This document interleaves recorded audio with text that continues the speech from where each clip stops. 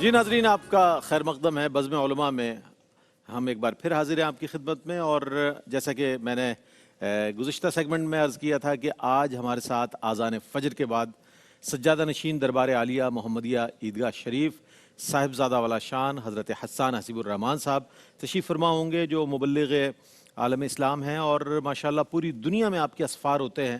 اور دربار عالیہ محمدیہ عیدگاہ شریف کے مشائخ کا جو پیغام امن ہے، پیغام محبت ہے، پیغام اخوت ہے، پوری دنیا میں بہت خوبصورت پرسیپشن جو جا رہا ہے عیدگاہ شریف کا، وہ صاحبزادہ صاحب کی شخصیت کی صورت میں جا رہا ہے، جس سے لوگ جڑتے چلے جا رہے ہیں. اور ہم یہ دیکھ رہے ہیں کہ جیسے جیسے وقت گزر رہا ہے الحمدللہ آپ کے اسفار میں بھی اضافہ ہو رہا ہے، اور جو آپ کی فالوئنگ ہے اس میں بہت تیزی سے یہ اضافہ ہو رہا ہے، جس میں ینگسٹرز کی تعداد بہت زیادہ ہے. اور آپ ظاہر ہے ایڈریس بھی ینگسٹر کو کرتے ہیں، اور جو ہمارے معاشرتی مسائل ہیں، عصری مسائل ہیں، اس پر بہت خوبصورت کلام فرماتے ہیں. تشریف فرمائیں. السلام علیکم ورحمۃ اللہ وبرکاتہ. وعلیکم السلام. خیر مقدم ہے آپ کا. ایک بار پھر آپ تشریف لائے. کل بھی آپ کو دیکھا لوگوں نے، بہت خوشی ہوئی لوگوں کو کہ قبلہ صاحب تشریف لائے، ہمیں بڑی خوشی ہوئی. تو آج ایک بار پھر ہمارے لیے خوش بختی کی بات ہے. حضرت آپ کی موجودگی سے فائدہ اٹھاتے ہوئے میں یہ جاننا چاہوں گا، نبی کریم علیہ الصلوۃ والسلام کی سیرت طیبہ ہمارے لیے رہنما ہے ہر صورت میں، اور ایمان کامل کی دلیل بھی یہی ہے. تو کیا فرمائیے گا ایک مسلمان کے لیے آپ علیہ الصلوۃ والسلام کی سیرت مبارکہ اس کی ایمان کامل کے لیے کتنی ضروری ہے اور لازم و ضروری ہے؟ کچھ فرمائیے گا سوال سے. بسم اللہ الرحمن الرحیم. الصلاۃ والسلام علیکہ یا سیدی یا رسول اللہ. جزاک اللہ حضرت. یقیناً ہر چیز کے لیے کوئی لوازمات ہوتے ہیں، کسی بھی چیز کے کامل ہونے کے لیے کوئی لوازمات ہوتے ہیں جن کا ہونا ضروری ہوتا ہے.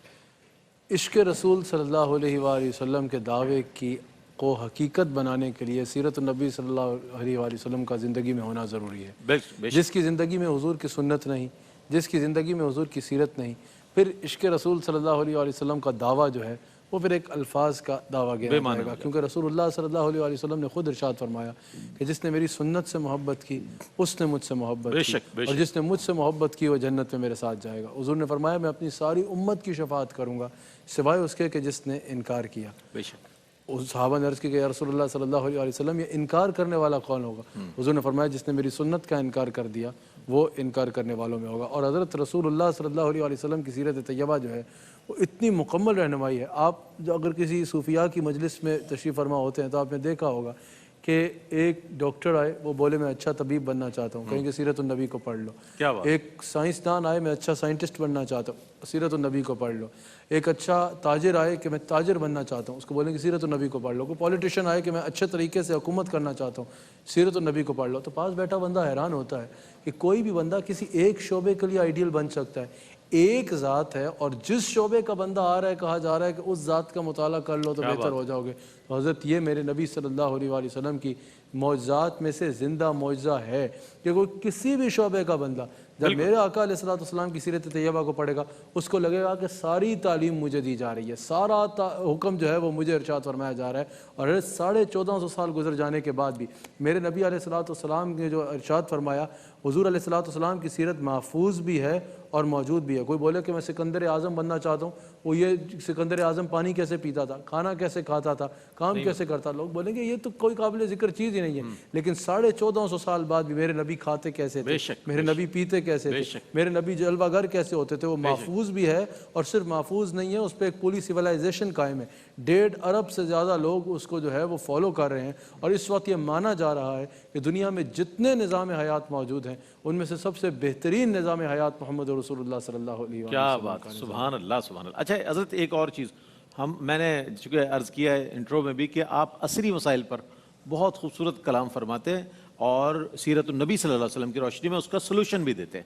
آج ہمارے مسائل میں جہاں غربت ہے، بے روزگاری ہے، لوگ ہر شخص پریشان نظر آ رہا ہے. ایسی صورتحال میں نبی کریم علیہ الصلوۃ والسلام کی سیرت طیبہ سے کیا روشنی مل رہی ہے، کیا تعلیمات مل رہی ہیں کہ یہ جو ایک لوگوں کا افتراق اور انتشار ذہنی وہ دور ہو جائے اور سیرت النبی صلی اللہ علیہ وسلم سے روشنی مل جائے اور زندگی آسان ہو جائے؟ حضرت رسول اللہ صلی اللہ علیہ وآلہ وسلم کی سیرت طیبہ ہر اعتبار سے جہاں مشعل راہ ہے وہاں حضور علیہ السلام کی سیرت کا ایک بہت اہم پہلو حضور علیہ السلام کا قائم کردہ نظام معیشت ہے. حضرت آقا علیہ السلام نے اس انداز آگے چاہے نظام زکوٰۃ ہو، چاہے وہ دیگر معاملات میں پورے اصول ہوں، وہ تو ایک بھرپور موضوع ہے جس کے لیے کافی دیر درکار ہے۔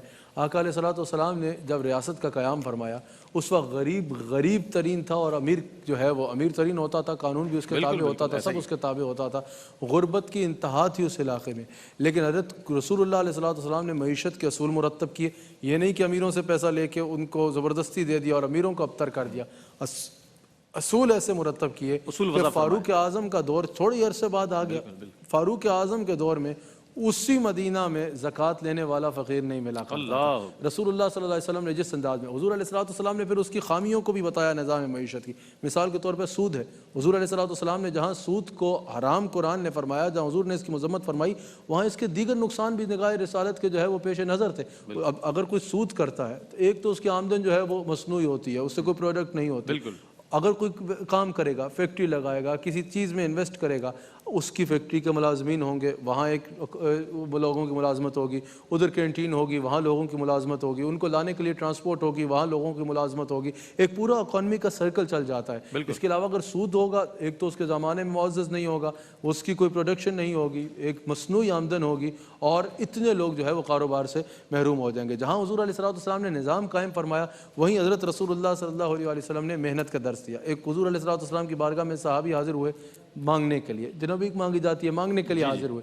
حضور علیہ الصلوۃ والسلام چاہتے تو انہیں زمین سے پتھر اٹھا کے دیتے، وہ ہیرا بن جاتا اور ان کی ساری زندگی کے لیے وہ کافی ہوتا، لیکن رسول اللہ صلی اللہ علیہ وسلم نے ان سے پوچھا کہ تمہارے پاس کیا ہے؟ کہا یا رسول اللہ ایک کمبل ہے اور ایک پیالہ ہے۔ حضور نے فرمایا بیچ کے لاؤ، وہ 2 دینار کا بیچ کے لے آیا۔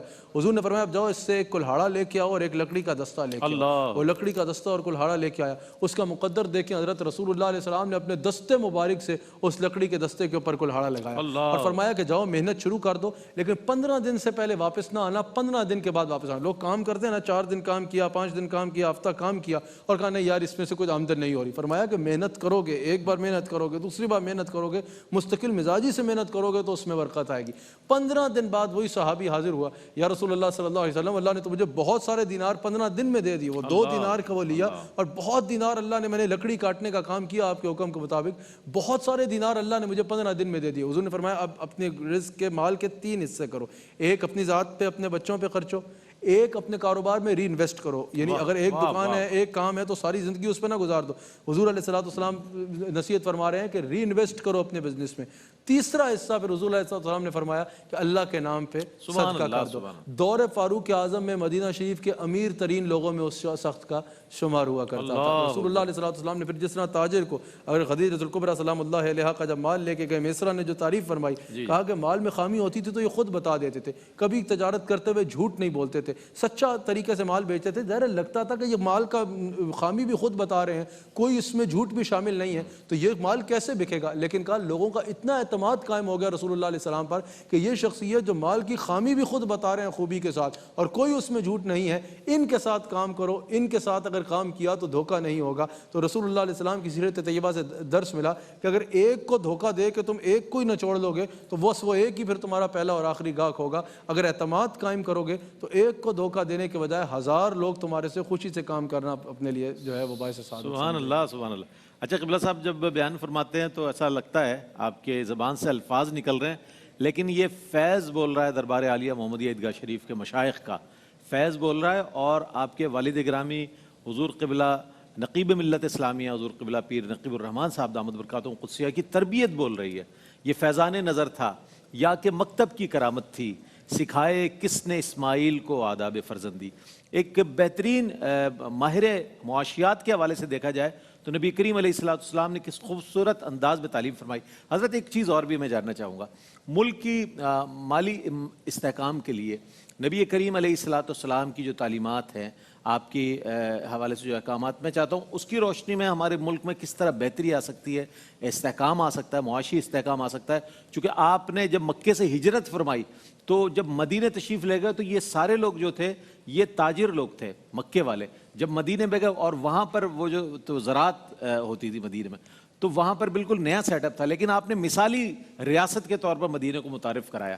تو آپ کی تعلیمات کی روشنی میں آج کے مسائل کس طرح حل ہو سکتے ہیں؟ سب سے پہلی چیز حضرت اگر ملکی طور پہ آپ معیشت پہ پوچھیں گے تو وہ ہے کہ سود کا خاتمہ کریں۔ سب سے پہلے اگر سود کا نظام جاری رکھیں گے، اللہ رسول کے ساتھ اعلان جنگ کر کے آپ سمجھیں کہ معیشت بہتر ہو جائے گی تو یہ ممکن نہیں ہے۔ نہیں۔ اگر معیشت ملک کی بہتر کرنا چاہیں، ہر اقدام سے پہلے سب سے پہلے اللہ پہ توکل کرتے ہوئے سودی نظام کو ختم کرے، تو یہ امید ہے کہ جیسے بدر میں ملائکہ کے ذریعے مدد اتری تھی، یہ سوچ بھی نہیں سکتا نظام کے انشاءاللہ اس میں کس طرح غیبی مدد شامل حال ہوتی ہے۔ تو سودی نظام کا خاتمہ بہت ضروری ہے، جہاں برکت ہے وہاں میں نے اس کے نقصانات ابھی پچھلے جواب میں اشارتاً عرض بھی کیے۔ دوسری بات یہ کہ سب لوگوں کو تجارت کی طرف جو ہے وہ مائل کیا جائے۔ حضور علیہ السلام نے فرمایا رزق کے 10 حصے ہیں، اللہ نے 9 کو جو ہے وہ تجارت میں رکھا ہے۔ ہمارے معاشرے میں یہ بہت زیادہ ہے کہ امریکہ سے پڑھ کے آئے گا، کوئی انگلینڈ سے پڑھ کے آئے گا، اتنی محنت سے ڈگری لے کے آئے گا، بہت اچھی بات ہے، لیکن آئے گا جب ڈگری لے کے تو اس سے پوچھیں گا کرنا کیا ہے، کوئی اچھی سی نوکری ڈھونڈنا ہے، تجارت کی طرف مائل ہوں۔ جب اتنا پڑھ کے آئے ہو، اتنی محنت کر کے آئے ہو، تو سب سے زیادہ برکت تو تجارت میں ہے۔ تجارت کو اور پھر بزنس مین کے لیے ایز کیا جائے، بزنس مین کے لیے آسانیاں فراہم کی جائیں تاکہ وہ کاروبار اچھے انداز میں کر سکے۔ اور اس میں حضرت سب سے زیادہ ضروری جو ہے کہ جب ملک میں استحکام ہوگا قانون کا، جب قانون اچھے طریقے سے ہوگا تو لوگوں کو بزنس کرنے میں بھی آسانی ہوگی، اور لوگوں کو یہاں آ کے اپنے ملک میں آ کے کمانے کے لیے زیادہ آسانی ہوگی اگر ان کو اپنے ملک کے نظام، یہ نہیں کہہ رہا کہ نہیں ہے، مزید بہتر کیا جا سکتا ہے۔ عدلیہ کا نظام، عدالت کا نظام جتنا مضبوط ہوگا ہے الحمدللہ، لیکن جتنا مضبوط ہوتا چلا جائے گا اتنا لوگ جو ہے وہ بہتر ہوں گے، اور اس میں مضبوطی بہت ضروری ہے عدلیہ کے نظام میں، کہ قانون جو ہے وہ سب کو جو ہے وہ تحفظ فراہم کرنے کے لیے۔ رسول اللہ علیہ السلام کی جہاں بہت سی خوبیاں ہیں، وہاں ایک بہترین خوبی حضور علیہ السلام کا ایز اے منصف، اپنے تو اپنے، غیر بھی رسول اللہ علیہ السلام پر اعتماد کیا کرتے تھے۔ وہ ہے نا جب ایک مسلمان اور منافق کا آپس میں جو ہے وہ جھگڑا ہوا، ایک یہودی کا اور ایک منافق کا، جو مسلمان تھا منافق تھا، اس کا جھگڑا ہوا، تنازع ہوا، تو انہوں نے کہا چلو رسول اللہ علیہ السلام سے فیصلہ لیتے ہیں۔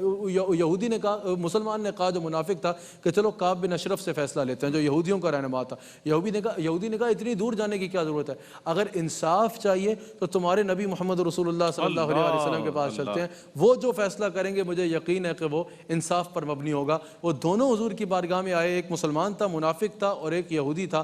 جب وہ اپنا ڈسپیوٹ حضور علیہ السلام کے سامنے اپنا مسئلہ رکھا، حضور علیہ السلام نے کیونکہ سوشل لائف کا مسئلہ تھا یہودی کے حق میں فیصلہ فرما دیا۔ اس طرح کا جب نظام ہوگا کہ ہر ایک کو نظام پہ اعتماد ہوگا کہ نظام نے ہمیں شیلٹر دینا ہے، تو یقیناً لوگوں کو کاروبار کرنے کے بہت مواقع ملیں گے اور اس سے معیشت بہت بہتر ہوگی انشاءاللہ۔ بہت خوبصورت کلمات آپ نے ارشاد فرمایا۔ ایسا لگ رہا تھا آج کہ آپ نے عام آدمی کو بھی، ہمارے عام ویور کو بھی آپ نے جوابات دیے ہیں، اپنا ایڈریس کیا ہے، اور ارباب اختیار و اقتدار کو بھی آپ نے ایڈریس کیا ہے کہ اس طریقے سے اکانومی ہماری ٹھیک ہو سکتی ہے، اس طریقے سے ملک کی صورتحال ٹھیک ہو سکتی ہے معاشی، اور اس طریقے سے ہمارے جو مسائل ہیں، بے روزگاری ہے، غربت ہے، بہت افتراق انتشار جو نظر آ رہا ہے، وہ کس انداز میں سیرت النبی صلی اللہ علیہ وسلم کی روشنی میں بہتر ہو سکتا ہے۔ میں آپ کا بہت شکر گزار ہوں، آپ تشریف لائے حاجی عبدالرؤوف صاحب کی جانب سے اور ہمارے الحاج محمد عامر فیاضی صاحب کی جانب سے، پوری ٹیم کی جانب سے، کہ آپ تشریف لائے اور آپ نے رونق بخشی ہمارے اسٹوڈیوز کو، پیش کی آپ کو عید کی مبارکباد۔ کیونکہ ظاہر ہے پھر آپ جانا بھی آپ نے، تو اس اعتبار سے آپ کو بھی پیشگی عید مبارک، چونکہ اگر چاند کی رویت پر ڈیپینڈ کرتا ہے، ورنہ انشاءاللہ کل آپ کے ساتھ سحری ایک بار پھر ہوگی اور وہی تمام سیگمنٹس کے ساتھ ہم آپ کی خدمت میں حاضر ہوں گے۔ میں یکم رمضان المبارک سے لے کر تاحال جتنے ویورز ہمارے ساتھ رہے، منسلک رہے، اور پوری دنیا سے الحمدللہ بہت اچھا فیڈ بیک آیا، تمام سیگمنٹس کو سحر افطار کے پسند کیا گیا، لاہور کراچی کی ٹرانسمیشن کو پسند کیا گیا۔ میں ان کے لیے دعا گو ہوں کہ اللہ تعالیٰ آپ کو شاد و آباد رکھے، اسی طرح منسلک رہیں ARYQTV سے، اور اس کا جو پیغام ہے محبت ہے، قرآن کا پیغام اور نبی کریم علیہ السلام کی سیرت مبارکہ کا پیغام اور اہل اللہ کی جو محبت کا پیغام ہے، امن ہے، جو پوری دنیا میں جا رہا ہے ARYQTV کے ذریعے، تو اس کے ساتھ جڑے رہیں، انشاءاللہ اللہ تعالیٰ کی رحمتیں آپ کی منتظر رہیں گی۔ اسی کے ساتھ اپنے میزبان محمد رئیس احمد کو اجازت دیجیے، اللہ حافظ۔ ہے مومنوں کے دل کا اجالا شان رمضان، ہے مومنوں کے دل کا اجالا شان رمضان، ہے سارے مہینوں سے ہے سارے مہینوں سے نرالا شان رمضان، ہے مومنوں کے دل کا اجالا